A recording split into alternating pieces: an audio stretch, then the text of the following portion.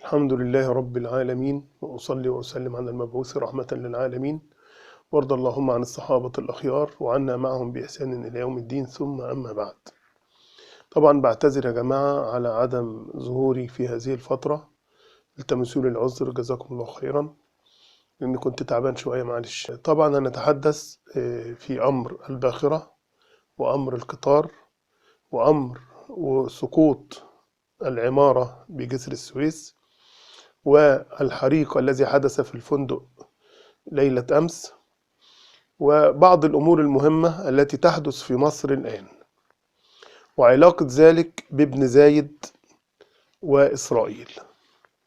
أولا يا جماعة، الأمور متشابكة، وقبل ما أبدأ حديثي في الحوار كله يجب أن نراجع ما قاله عبد اللطيف البغدادي اللي هو كان من الضباط الأحرار، والذي قال في مذكراته أن سبب حريق القاهرة كان عبد الناصر والمخابرات المصرية، وكل مصيبة حدثت في مصر في عهد جمال عبد الناصر كانت مصائب مفتعلة. ده طبعا عشان يمكن لنفسه أكتر في الحكم، وعشان يتهم أناس بعينهم بالإرهاب وبالتطرف. وصل الحد في كل الحكومات وفي كل الرؤساء حدث هذا الأمر للأسف الشديد. لما نيجي نمسك الباخرة وما حدث للباخرة وكل الأخبار التي تسربت عن هذا الأمر، هو فاعل هذا العمل، فاعل ويد ابن زايد وإسرائيل في هذا الأمر، يد ابن زايد وإسرائيل في هذا الأمر. خرج بالأمس أن ما حدث لحاملة البضائع المسماه باسم إيفر غيفن التابعة لشركة جرين، هذه حاملة البضائع طولها حوالي 400 متر وعرضها حوالي 59 متر. طبعا حاجة كبيرة جدا، حاجة ضخمة، تحمل على متنها أكثر من 223 ألف طن من البضائع. الأمر يا جماعة ده يقال أنه هذا الأمر أمر مدبر لتفعيل ما كانت تبحث عنه إسرائيل والإمارات في فتح قناة جديدة عبر ميناء العقبة. يعني هم عاوزين يفحتوا من عسقلان، يخشوا من عسقلان يفحتوا ميناء العقبة على البحر المتوسط. طبعا ده كله تخطيط من زمان. الصهاينة عاوزين يسيطروا على كل المضايق التجارية في العالم كله، وخاصة في العالم العربي والإسلامي. طبعا انتوا عارفين ان مضيق باب المندب ده بقى الآن يعتبر تحت ايد الصهاينة بقى في الوقت الراهن، لان ابن زايد بعد ما خد هذا المضيق سلمه بالفعل للصهاينة. الامر يا جماعة امر خطير، وامر بيحاك للأمة من زمان، وامر بيحاك لمصر لتقزيم مصر وانهاء مصر بالكلية، وحتى يسير شعب مصر فقير جدا جدا جدا، ولا يستطيع أن يقول كلمة حق أو أن يقف أمام عدو مهما كان. طبعا جت بعد منه على طول مباشرة بعد هذا الأمر حادثة القطار، وهذه الحادثة حادثة مفتعلة أيضا. وأنا قلت لكم قبل كده ارجعوا لما قاله عبد اللطيف البغدادي اللي هو كان عضو من أعضاء الضباط اللي مش أحرار اللي ضيعوا مصر ودمروا مصر، واعترافاته الخطيرة التي كان يقوم بها عبد الناصر حتى يثبت حكمه. وللأسف الشديد إنما إحنا أمة لا تقرأ، وشعب بيتجاهل، سواء إذا كان هو جاهل بالفعل يعني أو هو بيتجاهل. دي أمور يجب على الشعب أن يعيها وأن يفهمها وأن يعرفها جيدا. ولا ننسى حادثة القطار التي اتحرك بالكامل، وكانت موضوعة عليه مادة وكان في أيام عيد في عهد مبارك، واتوضع عليه مادة، والمادة ولعت بعد ما شيان القطار بحوالي مثلا 50 كيلو أو 100 كيلو وهو داخل للصعيد. ولع القطر بالكامل، واتهم ساعتها ان في هناك انبوبة صغيرة انفجرت في القطار، وهذا كذب ولم يحدث، وانما كانت هناك مادة موضوعة على القطار لما بتتعرض للهواء الشديد بتولع مباشرة. فالامر يا جماعه امور خطيره بتحدث لمصر وبتحدث للامه.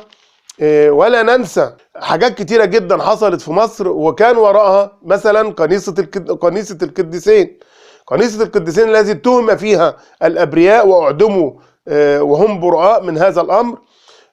بعد ما سقط مبارك اتضح ان كان وراء هذا الامر ايضا امن الدوله، وكان بيد العدلي حبيب العدلي. يعني الامور يا جماعه لازم ان الشعوب تفوق، لان الشعوب الجهله لا تستحق الحياه. الشعوب الجهله تذل وتساق كالنعاج. الشعوب الجهله تذل وتساق كالنعاج. فيجب على الشعوب انها تفوق وتفهم ايه اللي بيحاج بالامه وايه اللي بيحاج بيها. لان لو فضلت الامه والشعوب جهله يبقى هي تستاهل ما يحدث لها من ذل ومن افكار ومن امراض. واديكوا شفتوا مرت جائحه كورونا ومرت ازاي على الشعب المصري، والمئات من الشعب المصري يموتون ولا حياه لمن تنادي.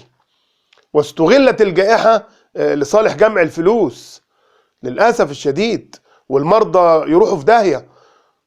فلازم الشعب يفوق. الشعب لو تناه كده يا جماعه هيذبحوا كالنعاج في اماكنهم. تهديم البيوت وتهديم المساجد، ال 12,500 بيت اللي حصل تدميرهم في سيناء والسكوت على هذا الامر بهذه الطريقه جعل لاسرائيل يد ودور في كل حاجه في مصر الان. يعني اسرائيل بقى لها دور، بقت اسرائيل هي التي تتحكم في القرار المصري وفي كل شيء في مصر للاسف الشديد. والامه نايمه والامه غفلانه والامه ضايعه والامه تايهه، وكل يوم بتحدث مشاكل وبتحدث بلاوي وبتحدث اتوات على الشعب المصري. وحتى اللي موجودين في المسؤولين او غير المسؤولين اللي هو يعني اللي يعتبروا في قلب المعمعه وفي قلب الاماكن الحكوميه بيتم رشوتهم وللاسف، وفاكرين ان هذا امر سهل وامر هيعدي كده بسهوله. لا والله لن يعدي هذا الامر بسهوله. الكل سياتيه الدور. ولن تقوم لمصر قائمه الا بشعبها. لن تقوم لمصر قائمه الا بشعبها وبرجالها المخلصين الاوفياء الذين يحاربون الفساد منذ الازل، والفساد يستشري ويعم في البلاد والعباد. انا ارجو ان الكل يفوق، لان الامور امور خطيره جدا. طبعا امر الباخره امر مدبر، امر القطار امر مدبر، وخاصه بعد ما خرج كامل الوزير مع عمرو اديب وقال بالحرف الواحد ان الاوتوماتيك اللي موجود في القطر انا اللي امرت بعدم تشغيله واعتماد السواقين على مهارتهم. لان هذا الاوتوماتيك هو بمجرد ما بيلاقي السنافور او الاشاره يعني نازله او موجوده يعني في اشاره وقوف، هو بيقف اوتوماتيك. هو القطار بيقف اوتوماتيك. هو بيقول كمان ان الشعب اشتكى والناس اشتكت من التاخير والكلام ده. هو من امتى الشعب المصري كان بيسمع له؟ من امتى الشعب المصري كان يسمع له؟ الشعب المصري اللي بيجعر يعني بيهاتي ومحدش بيسمع له ولا حد بيسأل فيه في كل المجالات وفي كل شيء، مش في المواصلات بس. وبعدين منين انت طورت ومنين حدثت ومنين بتلغي؟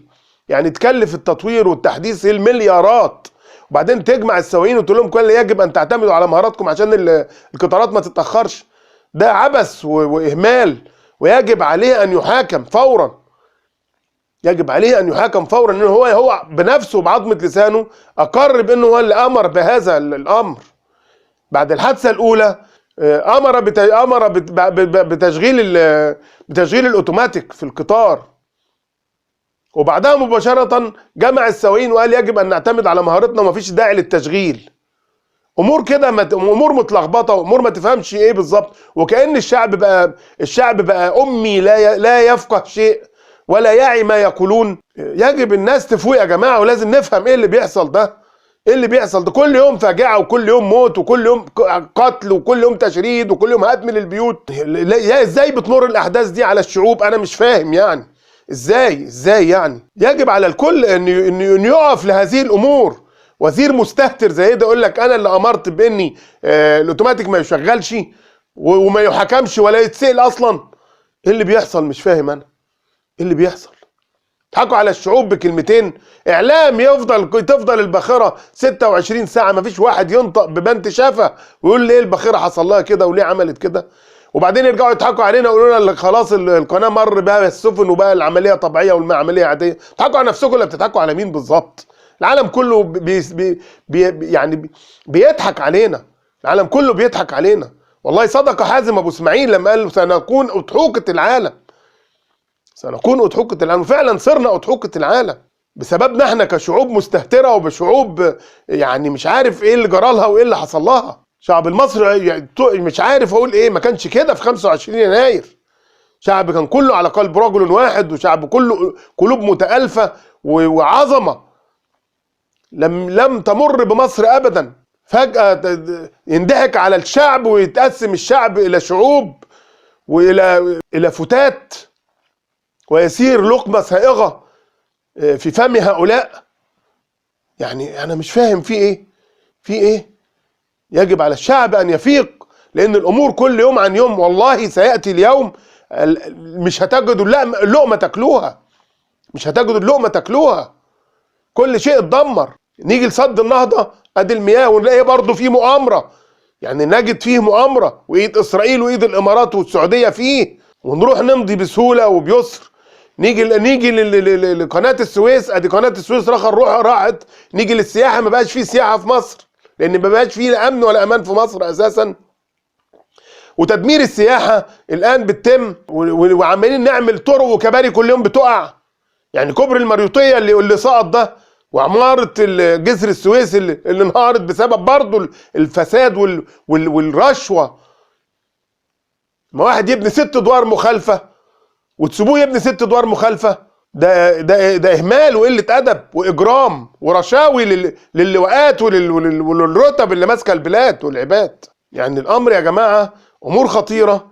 والحريق اللي حصل قبل كده في العبور ملابس، اللي دخل في الملابس مواد كيماويه تحت، والحريق اللي حدث في الفندق امس في اسكندريه. يعني كل يوم بلاوي وكل يوم مصايب وكل يوم قتلى وجرحى في الشعب المصري.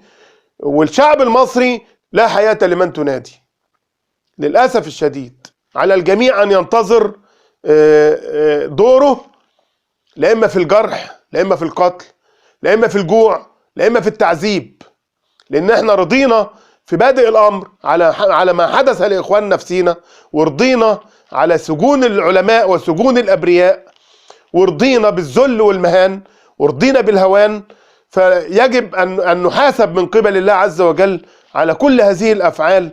وانا ارى ان ربنا الان بيحاسب فعلا سكوت الامه على ما يحدث من اجرام ومن تعذيب ومن سجون ومن مطارده. فعلى الجميع انه يفوق ويعي ما اقول. جزاكم الله خيرا، والسلام عليكم ورحمة الله وبركاته.